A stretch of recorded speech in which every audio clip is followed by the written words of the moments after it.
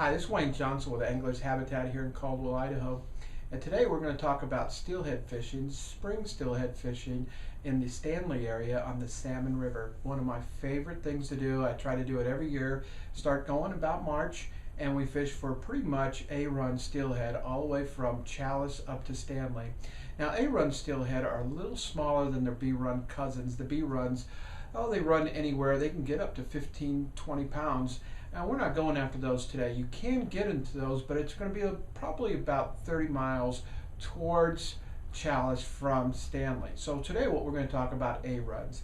We're going to talk about fly fishing for A-runs, and we're just going to do a little bit of talking about what I like to use when I go. And I've been steelhead fishing for a long time, and it's my favorite hobby to do year-round, but going to Stanley is my favorite thing to do in the spring. And the weather can be very unpredictable, so my suggestion on clothing is layer your clothing. Bring plenty of polar fleece, polypropylene underwear, good waders, and a nice warm hat, fingerless gloves. I like Windstopper from Sims. It's really going to help you have a comfortable time on the water. Without it, you're going to be cold and miserable. You don't want that. And don't forget your steelhead tag. A fishing license won't do it. So, okay. So we're going to talk a little bit about the products that I like to bring with me. And I think what we're going to do is we're going to start with the rod. I think the biggest mistake folks make when they're steelhead fishing is they want to bring too big of a gun to the battle. You don't need a .338 to go hunting rabbits. You don't need a 10 weight to hunt for these fish. I like light rods because they're more sensitive, and with steelhead, if you don't feel the bite, you're not catching the fish. So we're going to start with looking at a rod, and I just happened to pick one out of the rack today. This happens to be the exact rod I used last year, the exact model anyway, not the exact rod. This is a 9.5 foot 6 weight rod by Hardy Grays. Now, a couple things I like about this rod, and I think I should point out, is number one, it has a small fighting butt.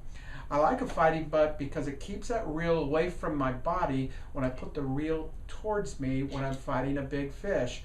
And also, I like the full Wells grip. You don't have to have that. You don't have to have the fighting butt.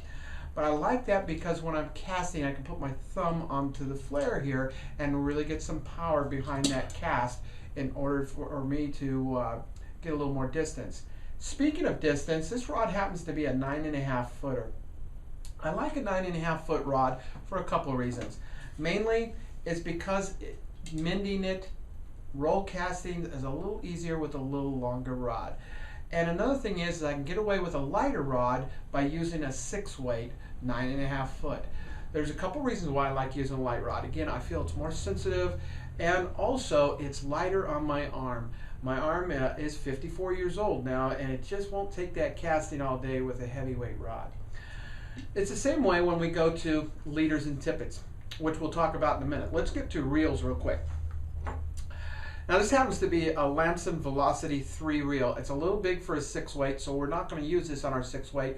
I'm probably going to go with the 2. It's going to balance the reel out better, and that's very important when you're casting all day. You want your rod balanced out.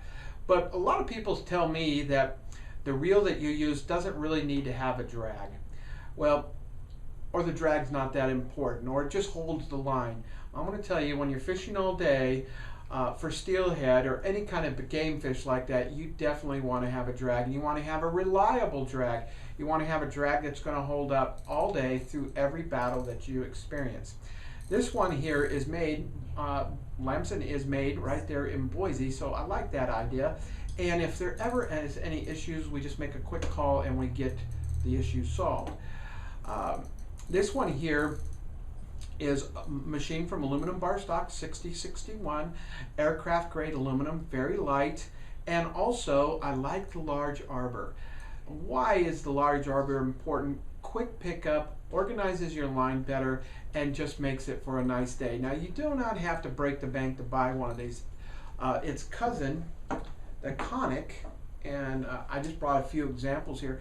The Conic is about a third of the price. Difference being this is molded aluminum, injected molded aluminum. Has the exact same drag as its cousin, the Lightspeed or the Velocity or any of their expensive reels, except it's much less expensive. This reel here, I believe, is about $149. As long as you're not beating the reel up, it should last you for a good long time. So now we've got the reel taken care of, we've got the rod taken care of. Let's talk about fly line.